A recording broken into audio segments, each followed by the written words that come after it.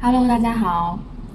刚刚跑完步，给大家录一期视频，迅速撸了个妆。那这期视频其实想要跟大家聊一下，就是红金和碳金的区别是什么？那红金和碳金是仅限于金豹的。我在这一期视频不去对银豹和雪豹的颜色有过多赘述。对金豹来说，金豹有两种颜色，除了那些稀有色啊，一种是红金，一种是碳金。红金就是视觉感受红和金色更多一些，那碳金其实就是视觉上感受起来，黑色和金色更多一些，甚至说是黑色更多一些。也就是说，碳金给大家的一个直观的感受是更具有野性美，对比度更强，也就是说闪电的样子。大家可以看到啊，007它现在是怀孕了，它就是一个非常典型的红金。为什么说它是红金呢？不好意思，你看啊，它的对比度其实是没有这么强烈的，就是它的颜色中间是发红，然后外圈是黑色，然后底圈这个间隙的颜色，我们叫它底色，底色会相对白一些。但是即使这样，它整体感觉对比度都会弱一些。赤焰其实也是一个很典型的红金，它就是红金里面红色素的表现和底色的表现，包括整体对比度的表现都更好一些的红金，但它依然是红金。然后我再带大家感受一下什么是碳金。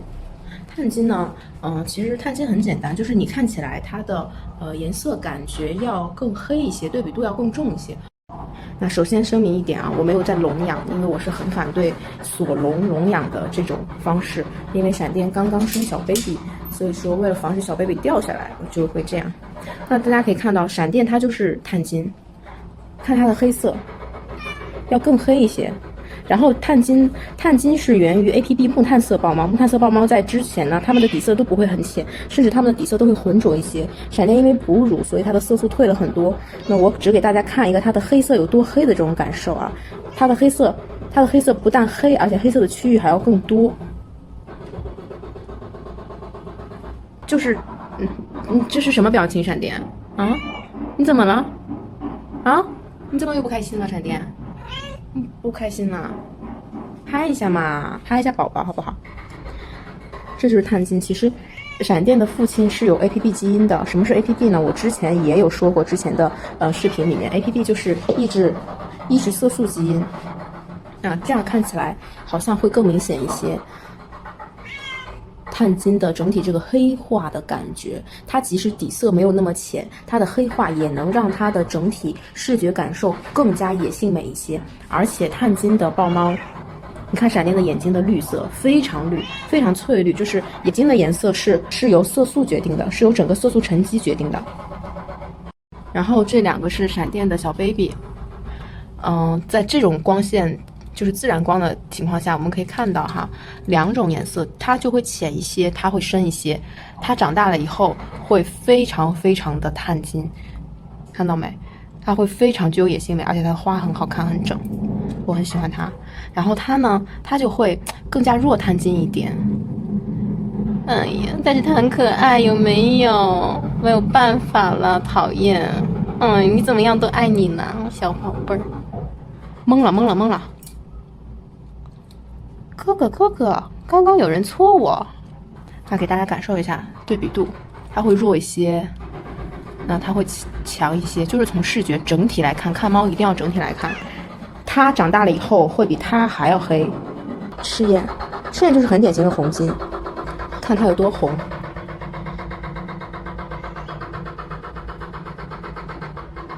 真的非常红，对吧？为什么会有红金和碳金两说呢？其实我们 N 年前玩孟加拉豹猫，我们玩的都是红金色，也就是普通的金色，普通的金色豹猫。那之所以这2年有了碳金色，是因为在 N 年前我们在繁育的过程中会发现说，金色豹猫它好像对比度要弱一些。所以我们在繁育的过程中说，如果我要提升对比度，我要怎么做？那最直接的手段其实就是把木炭的基因优势引进来。木炭豹猫或者说黑豹或者说碳豹，它们的优势都在于够黑就决定说它可以提升对比度。那其实在一步一步的优化过程中呢，这个结果就会变成对比度更高，而底色更浅，整体的花圈更干净，同时又保持色素。我刚才说的那一套对比度深、底色更浅又有色素，是一个非常漫长的过程。所以说啊，我们到现在应该是要感谢一些老的 breeder， 他们在以前利用他们庞大的基因库做了很多的对孟加拉豹猫的优化。孟加拉豹猫之所以一直在神坛上这么多年，甚至从买家的角度来说，这个猫并没有被落价，一直都是万级别的。为什么呢？就是太多的标准可以追。为什么说英短美短一直在落价，已经落到一个3000、2000的状态？因为这种猫已经没有太多的方向可以追了。但是真的有特别优秀的英短，就是在级英短，是你一看就和普通英短不一样。那这种个例我们不举啊，我们就举通例。在孟加拉豹猫里面呢，它除了骨骼就有 N 多的因素，它还有颜色，它有皮毛，它有花纹的一些追求的方向。那布偶不用说了，布偶就是绝对的美就好了，你就要负责美。那豹猫它有很多的可以追求的点，决定了这个品种的猫会一直在神坛上。我想未来5年或者10年也不会说落下来，甚至落价落到英短美短的级别，不可能，想都不要想。